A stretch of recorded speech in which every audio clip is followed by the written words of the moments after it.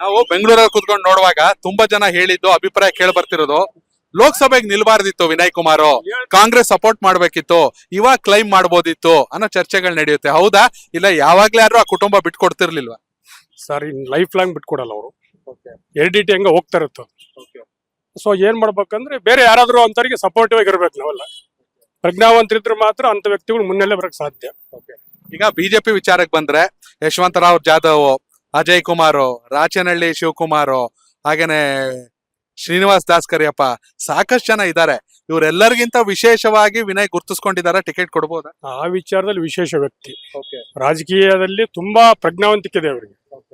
ಯಾಕಂದ್ರೆ ಈಗ ಅವರು ಏನಾದ್ರು MP ಕಂಟೆಸ್ಟ್ ಮಾಡದ ಹೋಗಿದ್ರೆ ಇಷ್ಟೊಂದು ಅನುಭವಗಳು ಆಗ್ತಿರ್ಲಿಲ್ಲ. ಅವರು ಅನುಭವಗಳು ಆಗ್ತಾನೆ ಇರಲಿಲ್ಲ. ಅವರು ಒಂದ್ಸರಿ ಕಣದಲ್ಲಿ ಅವರು ಯುದ್ಧದ ರಂಗದಲ್ಲಿ ಬಂದಾಗ ಇದು ಏನಂತ ಗೊತ್ತಾಯ್ತು ಅವ್ರಿಗೆ. ನೆಕ್ಸ್ಟ್ ಏನ್ ಮಾಡ್ಬೇಕು ಅನ್ನೋದು ಅವರಿಗೆ ಅರಿವು ಬಂತು. ಫೀಲ್ಡ್ ಸೆಟ್ ಮಾಡಿದ್ದಾರೆ 100%.